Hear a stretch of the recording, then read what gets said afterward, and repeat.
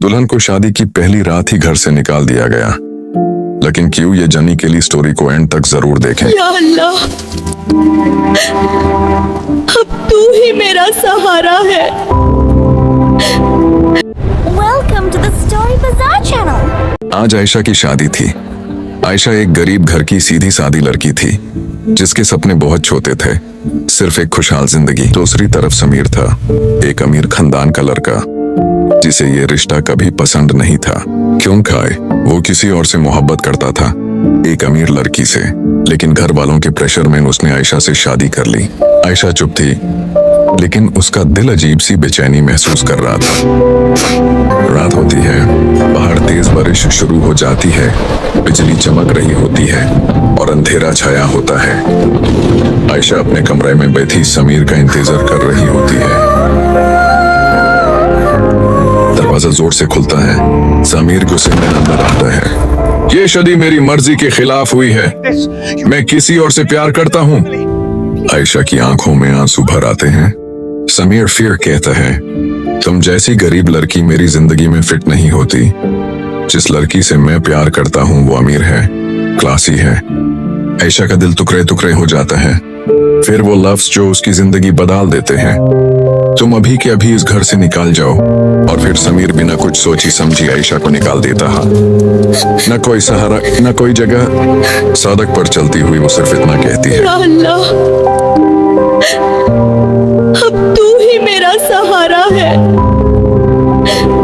उस रात उसकी जिंदगी का सब कुछ टूट जाता है, लेकिन उसका हौसला नहीं टूटता। आयशा को बारिश वाली रात निकलने के बाद समीर सीधा उस लड़की के पास जाता है जिसे वो पसंद करता था, सना। सना एक मॉडर्न, अमीर और स्टाइलिश लड़की होती है। समीर कहता है, मैंने सब कुछ छोड़ दिया तुम्हारे लिए। गुड, अब तुम सिर्फ मेरे हो। कुछ दिन सब ठीक चलता है। फिर सना धीरे धीरे समीर से कहती है, क्या हमारी मुझे शॉपिंग करनी है, मुझे इन्वेस्टमेंट के लिए पैसे चाहिए, मुझे एक न्यू कार चाहिए, मुझे इन्वेस्टमेंट के लिए पैसे समीर चाहिए। बिना सोचे समझे सब कुछ देता जाता है। समीर नोटिस करता है कि सना अक्सर फोन पर किसी और से बात करती है। Late night calls, secret smiles. जब समीर पूछता है तो वो कहती है, तुम मुझ पर ट्रस्ट नहीं करते? समीर चुप हो जाता है। एक दिन समीर घर आता है, घर खाली होता है, अलमारी खुली होती है, पैसा गायब। टेबल पर एक नोट पड़ा होता है। तुम सिर्फ एक ऑप्शन थे, मैं किसी और के साथ जा रही हूँ। समीर के पैरों तले जमीन खिसक जाती है। सना के चेन के बाद समीर का बिजनेस भी गिर जाता है। कार्स, लॉसेस, सब कुछ खत्म हो जाता है। सब कुछ खत्म हो गया, मेरा बिजनेस तबाह हो गया। आयशा एक छोटी सी झोपड़ी में रहना शुरू करती है। उसे कुकिंग का शौक होता है। वो सोचती है, मैं अपनी मेहनत से कुछ करूंगी। वो सड़क के किनारे एक छोटा सा ढाबा लगाती है। लोग से कि कल की दुल्हन आज ढाबा चला रही है।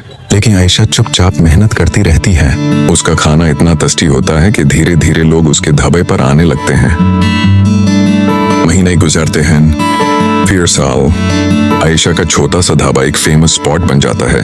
लोग दूर दूर से आते हैं उसका खाना खाने। वो पैसा जोड़कर एक छोटा सा रेस्टोरेंट खोलती है। अब वो सिर्फ एक गरीब दुल्हन नहीं, बल्कि एक सक्सेसफुल बिजनेस वुमन होती है। अब समीर मजबूर होता है। वो जॉब के लिए भटकता है, कोई उसे पहचानता भी नहीं। एक दिन समीर एक जॉब के लिए एक बड़े रेस्टोरेंट में जाता है। जब वो अंदर जाता है तो उसकी नजर बोर्ड पर पड़ती है, आयशा's किचन। उसके पैरों तले जमीन खिसक जाती है।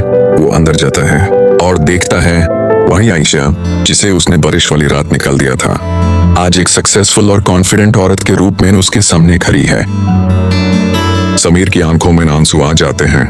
वो कहता है, प्लीज आयशा, मुझे माफ कर दो, मैंने बहुत बड़ी गलती की। आयशा हल्का सा मुस्कुरा कर कहती है, माफी देना मुश्किल नहीं, लेकिन जो तोड़ जाए वो दोबारा वैसा नहीं होता। आज आयशा ने अपनी एक नई दुनिया बसा ली है, जहां इज्जत है, सुकून है और अपनी पहचान है, वो किसी की मोहताज नहीं। मोरल ऑफ द स्टोरी, कभी किसी को उसकी हैसियत देखकर जज मत करो, क्योंकि वक्त बदलने में देर नहीं लगती और मेहनत करने वाला अपनी किस्मत खुद लिखता है।